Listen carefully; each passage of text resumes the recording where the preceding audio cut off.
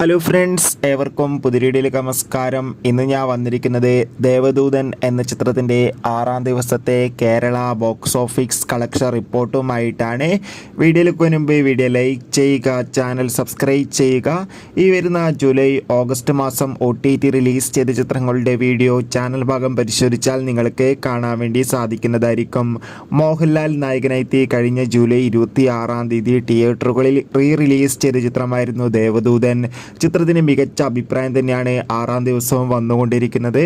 അതുകൊണ്ട് തന്നെ എല്ലാ സിനിമാ പ്രേമികളും ഒരേപോലെയാണ് ചിത്രത്തിൻ്റെ ബോക്സ് ഓഫീസ് കളക്ഷൻ റിപ്പോർട്ട് അറിയാൻ വേണ്ടി കാത്തിരിക്കുന്നത്.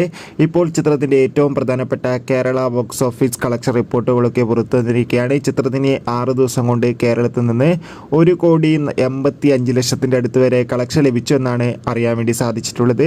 എന്തായാലും 6 ദിവസം കൊണ്ട് മികച്ചൊരു കളക്ഷൻ തന്നെയാണ് ലഭിച്ചിട്ടുള്ളത്. കാത്തിരിക്കാം നമുക്ക് ദേവദൂതൻ എന്ന ചിത്രത്തിൻ്റെ കൂടുതൽ കളക്ഷൻ റിപ്പോർട്ടിനായി. Bye bye.